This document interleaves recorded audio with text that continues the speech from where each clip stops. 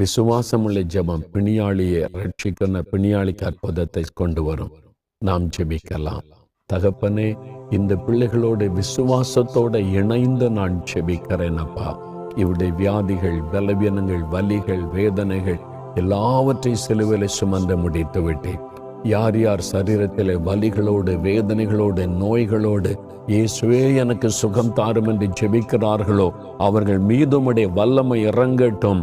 விசேஷமாக கர்ப்பப்பையிலே பிரச்சனை, வயிற்று பகுதியிலே வலி, அநேக சகோதரிமார்கள் அப்படிப்பட்ட வேதனையில் நரக வேதனை அனுபவித்துக் கொண்டிருக்கிற ஒவ்வொருவருக்காக ஜெபிக்கிறேன். அந்த அன்பு சகோதரியை குணமாக்கின இயேசு இப்பொழுது ஒவ்வொரு சகோதரிகளையும் தொடும். அந்த பொல்லாத வலிகள் விலகட்டும் இயேசுவின் நாமத்தினால். அந்த பொல்லாத நோய்கள் மறையட்டும் இயேசுவின் நாமத்தினால். அவருடைய கர்ப்பப்பையில ஒரு அற்புத சுகம் மறட்டும். அவருடைய வயிற்று பகுதியில் ஒரு அற்புத சுகம் மறட்டும். அந்த வலிகள் எல்லாம் மறையட்டும் இயேசுவின் நாமத்தில். அந்த வலிகளை, வேதனைகளை கொண்டு வருகிற பொல்லாத ஆவிகளை கடிந்து கொள்கிற இயேசுவின் நாமத்தில். தலையிலே காணப்படுகிற வலிகள் இயேசுவின் நாமத்தில் மறையட்டும். கண்ணிலே வலிகளோடு ஜெபிக்கிற பிள்ளைகளை தொடும். அந்த கண்ணில் இருக்கிற வலிகள் மாறட்டும். காதிலே காணப்படுகிற வலிகள் இயேசுவின் நாமத்தில் விலகட்டும். கழுத்திலே காணப்படுகிற வலிகள் மறையட்டும் இயேசுவின் நாமத்தில்.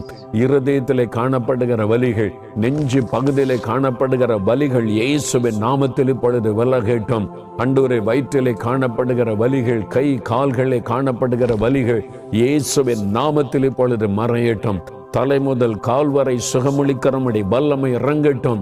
இயேசுவின் நாமத்தில் சுகம் உண்டாகட்டும். சகல வலிகளும் மாறட்டும் இயேசுவின் நாமத்தில் என்று ஜெபிக்கிறேன் அப்பா. சகல நோய்களும் மாறட்டும். கேன்சர், ஆஸ்துமா, ஆர்த்தரைட்டிஸ், அன்றொரு கிட்னியினுடைய பாதிப்பு, எந்த நோயா இருந்தாலும் இந்த பிள்ளைகள் விசுவாசத்தோடு ஜெபிக்கிறதுனால இந்த நேரம் அவளுக்கு சுகம் வரட்டும். இந்த நிமிஷம் ஒரு விடுதலை வரட்டும். இயேசுவின் நாமத்தில் சுகம் உண்டாவதாக.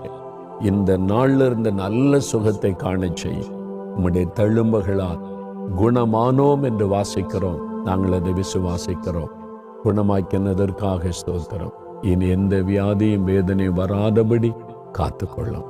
இயேசுவின் நாமத்தில் ஜெபிக்கிறோம் பிதாவே. ஆமேன், ஆமேன்.